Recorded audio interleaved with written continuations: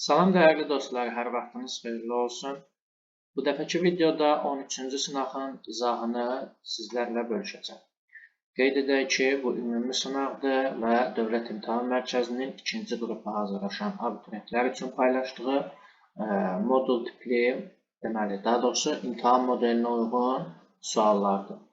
Başlayaq birinci sualdan. Qeyd olunur ki, Günəşin zenitdə olduğu ölkələr. Baxın, Braziliyada olacaq, Türkiyədə olmaz, A çıxır. Çünki Türkiyə şimal tropikindən şimaldadır. İraqda olar, Kanadada olmayacaq, deməli, B də çıxdı. Kenya, Hindistan, bəli, baxın, hər iki ölkədə Günəş zenitdə olacaq. Çünki hər iki ölkə tropiklərin arasında yerləşir. Almaniyada olmaz, Yaponiyada olmaz, Y də çıxır. Düzgün cavab C. 2-də qeyd olunur ki, xəritə sxemə əsasən fiziki aşınma prosesinin fəal olduğu əraziləri müəyyən edin.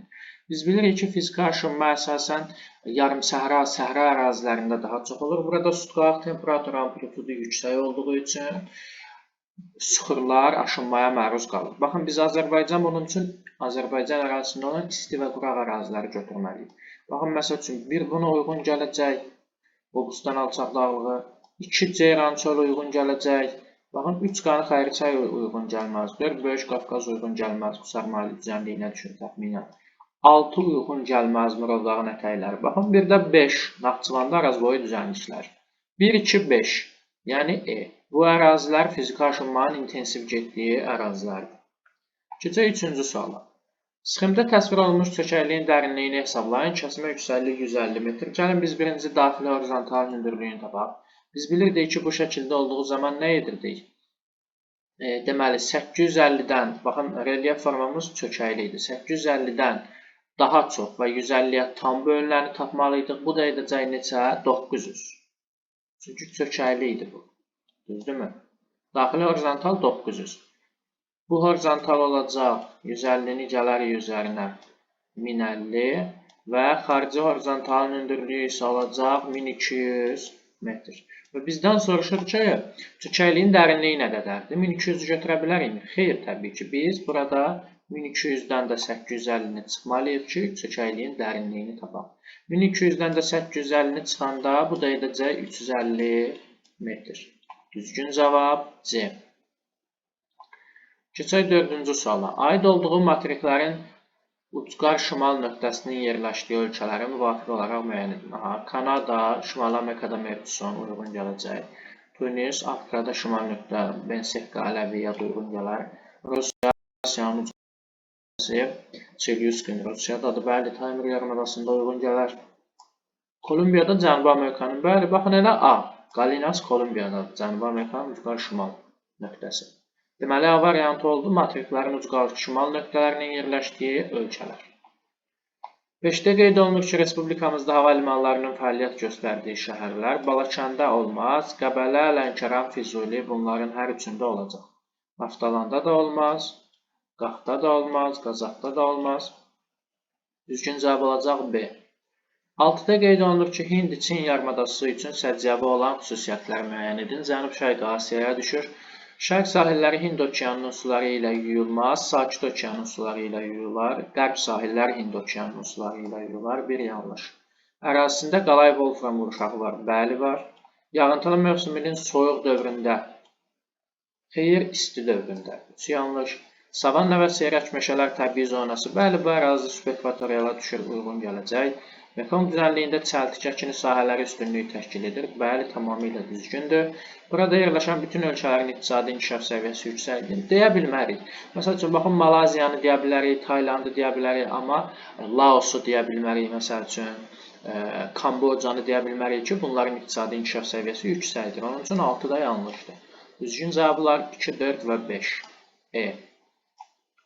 Keçirik 7-ci suala. Ölkənin ixrac etdiyi məhsulun dəyəri 45 milyard ABŞ dolları, idxal etdiyi məhsulun dəyəri isə ixrac etdiyi məhsulun dəyərinin, yəni 45 milyarddan 60%-ni təşkil edir. Bu ölkənin xarici ticarət dövriyyəsini hesablayın. Gəlin 45 milyardın 60%-ni tapaq. Yəni 45 olacaq 100% və 60 da olacaq, 60% da olacaq X. Deməli, X burada bərabər olar neçəyə? 27-yə. Və bizə deyir ki, xarici ticarət dövriyyəsini hesablayın. Nə edərik? İxrac etdiyi məhsulun dəyəri ilə toplayarıq.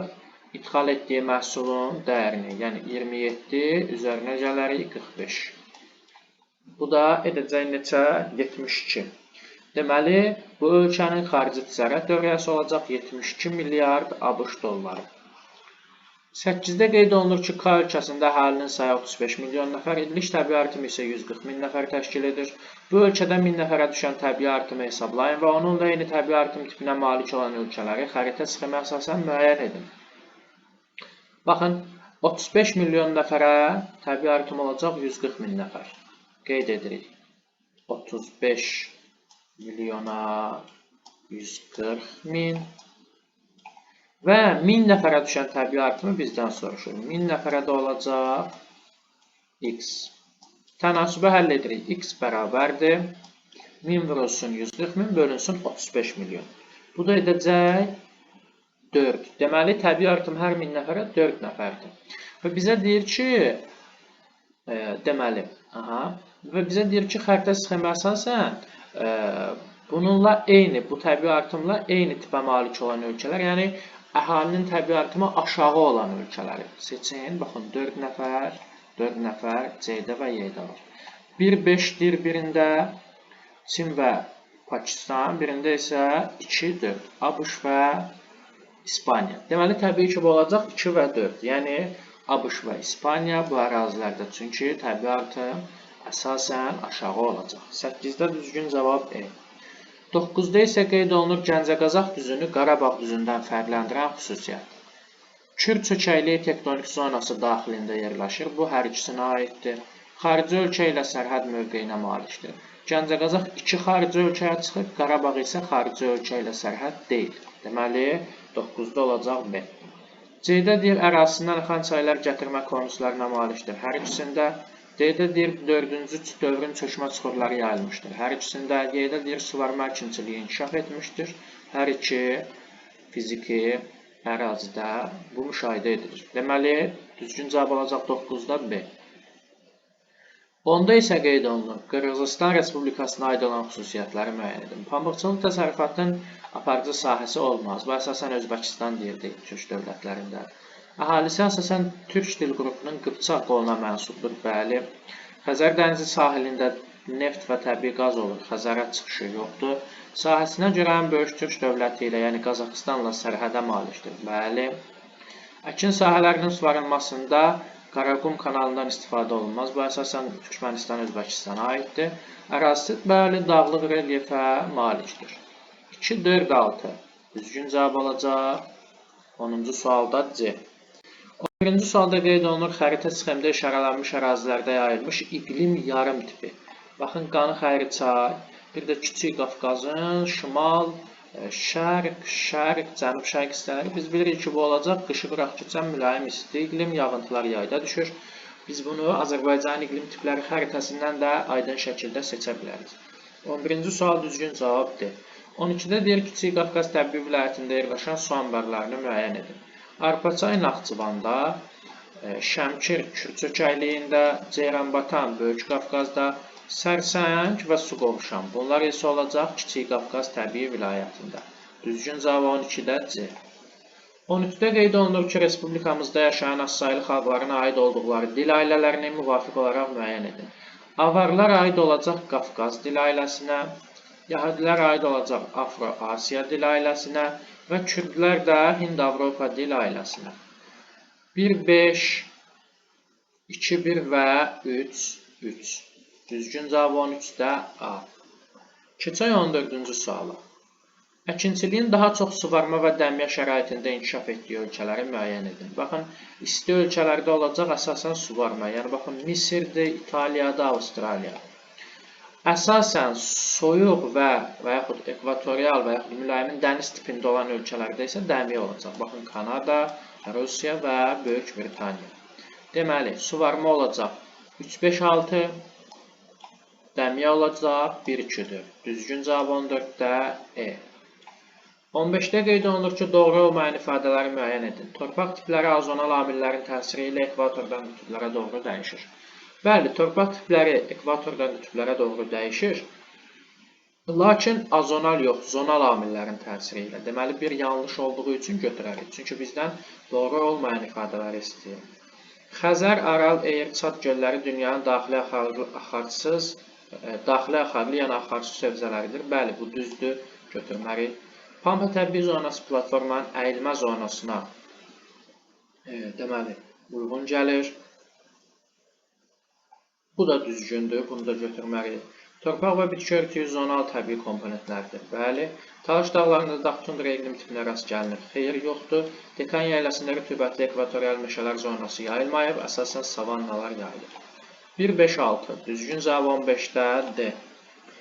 16-da qeyd olunur ki, Respublikamızda arıçılığın inkişaf etdirilməsi üçün daha əlverişli imkanlara malik olan ərazini müəyyən edin. Biz bilirik ki, bu əsasən yüksək dağlıq ərazi olmalıdır, alp çəmənləri olmalıdır və ən əlverişli yerlərdən biri də elə Qarabağ yaylasıdır. Qarabağ vulkanik yaylasıdır, Kəlbəcər, Laçın ərazisi. Düzgün cavab 16-da E. 17-də qeyd olunur 8-ci saat qurşağının orta meridianından 30 dərəcə şərqdə yerləşən coğrafi uzunluğu üçün səciyyəvi xüsusiyyətləri müəyyən edin. 8-ci saat qurşağının orta meridianını necə taparıq? 8-i vurmalıyıq 15-ə. Bu edəcək 120 dərəcə şərq uzunluğu. Ondan da 30 dərəcə şərqə getsək, bu da edəcək 150 dərəcə, düzdürmü? Şərq uzunluğu. Və bizə deyir ki, bu uzunluğa aid olan xüsusiyyətləri müəyyən edin. Şimal, cənub və şərq yarımkürələrində yerləşir, bəli, düzgündür. 140 dərəcə şərq uzunluğuna uyğun gəlir, xeyr, 150 dedik. Yerli vaxtı Bakı şəhərinin yerli vaxtından irəlidədir, əlbəttə Bakıdan daha şərqdə yerləşir. Sakit Okeanın şərqində keçir, Sakit Okeanın qərbindən keçər, Asiya sahillərindən. Bu da yanlışdır. Yerli vaxtı 11-ci saat qurşağının orta meridianın yerli vaxtından geridədir. 11-ci saat qurşağı düşər 165 dərəcə şərq uzunluğuna. Deməli, bəli, 150 dərəcə şərq uzunluğu düşər 10-cu saat qurşağına. Deməli, bu da düzgündür. Qərb yarımkürəsində yerləşməz, şərq yarımkürəsində yerləşəcək. 1, 3 və 5. Düzgün cavab 17-də A. 18-də qeyd olunur ki, cədvələ əsasən doğru sıraları müəyyən edin. Doğru sıraları müəyyən edin. Düzən meşə Talış dağları. Talış dağlarında dağ meşələri olar. Düzən meşələri Lənkəran ovalığına olar. Qanxəri çayda olar. Subalp çəmənliyi Qazax Qarabağda olmaz. Nival Zaqatala Lahıcda olacaq. Dağ çölləri Qanxəri çayda olmaz. Alp çəmənliyi isə Qarabağda olacaq. Landşaft tiplərini biz fiziki coğrafi rayonlara uyğun şəkildə bilməliyik. Düzgün cavab 18-də B. 19-da qeyd olunur ki, akkumulyasiya prosesinin üstünlüyü təşkil etdiyi düzənliklər. Biz bilirdik ki, akkumulyasiya uyğun gəlirdi hansı ərazilərə, ovalıqlara, düzdürmü? Denudasiya uyğun gəlirdi yaylalara. Deməli, biz buradan yaylalara çıxmalıyıq. Baxın, Dekan yaylası çıxırıq, Meksika yaylası çıxırıq, Riviana yaylası çıxırıq, Orta Sibir yaylası çıxırıq. Elə D variantı qalır ortada. Deməli, 19-da düzgün cavab D. Bunlar ovalıqlardır və bu ovalıqlarda akkumulyasiya prosesi üstünlük təşkil edəcək. 20-ci sualda qeyd edilir, xəritə sxemə əsasən müvafiq olaraq alunit. Baxın, alunit olacaq bir də daş kəsəndə yazaq.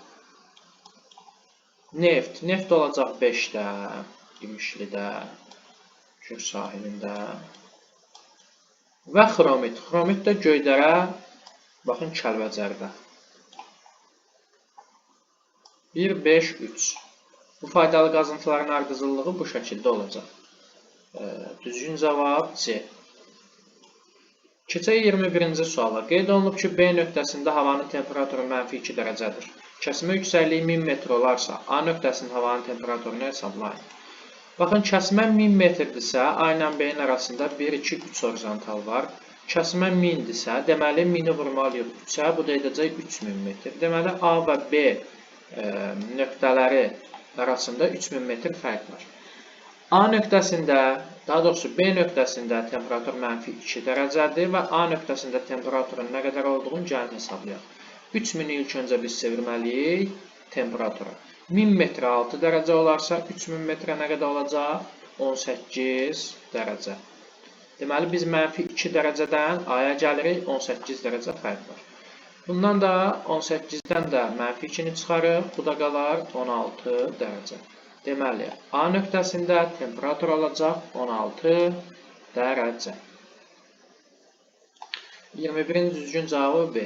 22-də deyir ki, divergent və konvergent sərhəddə uyğun gələn vulkanları seçin. Baxın, divergent sərhəddə olacaq İslandiyada olan Hekla, Bardarbunga, yəni A və D və yaxud İslandiyada olan Eyjafjallajökull Kudulda buna uyğun göstərə bilərdik.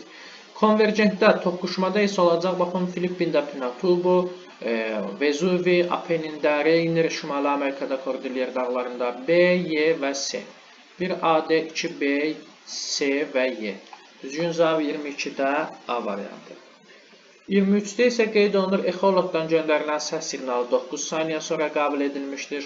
Okeanın bu hissəsinin dərinliyini hesablayın.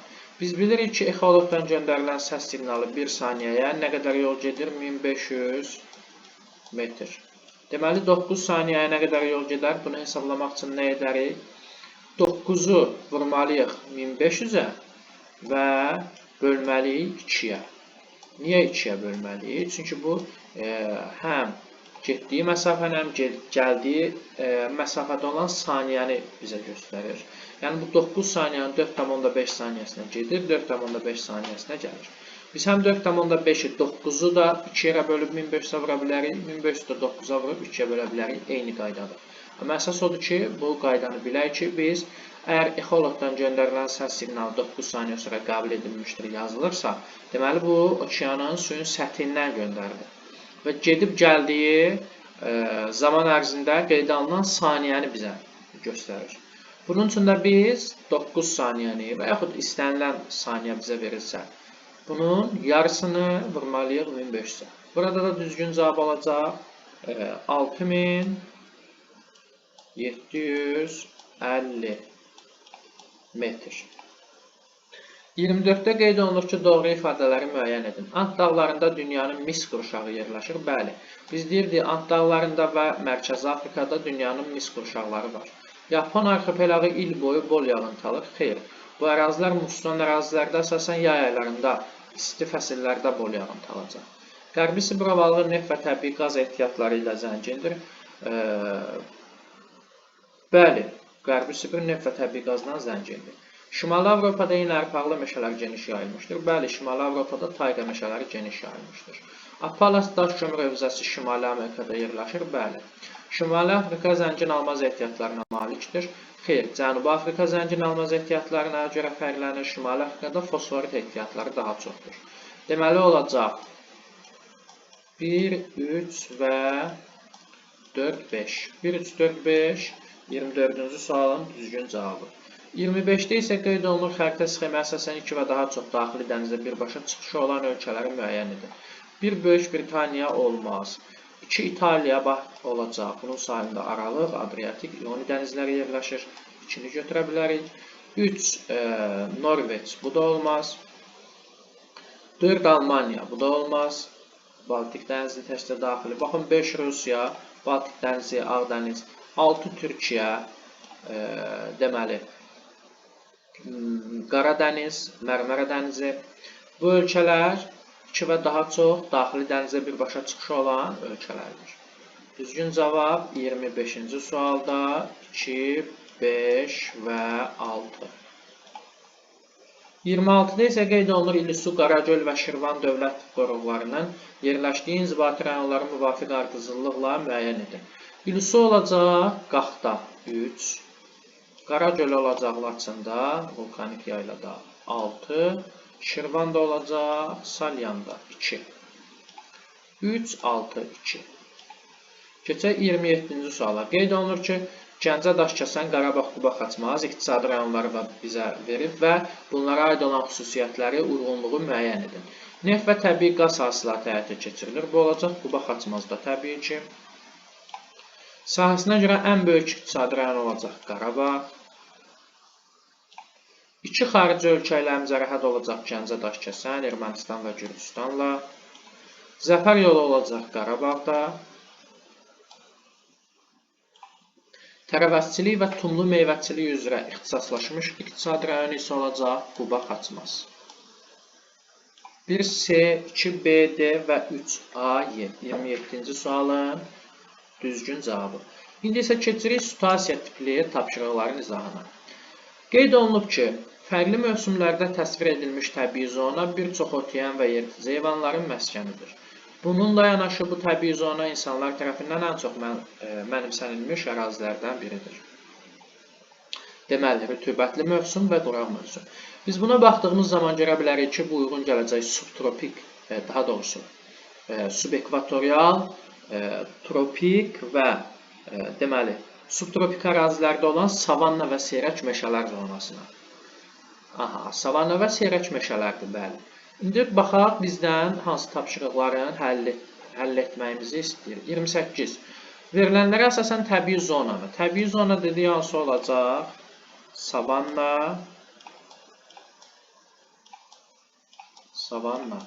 və seyrək meşələr. Və onun yayıldığı materikləri müəyyən edin. Baxın, savannalar Avrasiyada da olacaq, Afrikada da olacaq, Avstraliyada da, Şimali Amerikada da, Cənubi Amerikada da. Yəni, Antarktida istisna olmaqla digər bütün materiklərdə biz savanna və seyrək meşələrə rast gələ bilərik.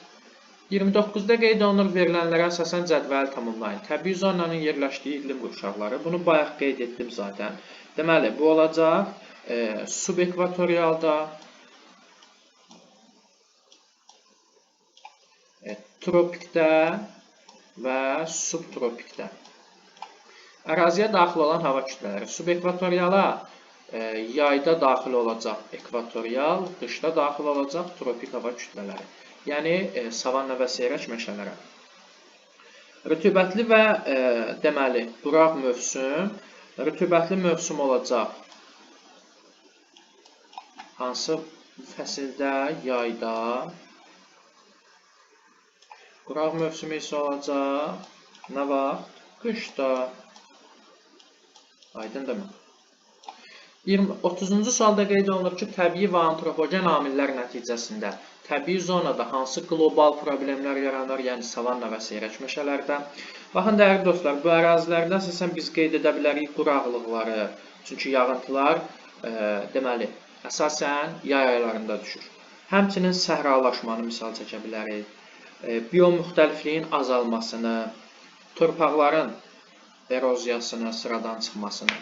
Bu problemlər savanna və seyrək meşələr təbii zonasına uyğun gələn əsas problemlər kimi biz bunları qeyd edə bilərik. Sınaq 13-ü də yekunlaşdırdıq. Beləliklə, ümid edirəm ki, faydalı olar sizlər üçün, dəyərli abituriyentlər. Diqqətiniz üçün təşəkkür edirəm.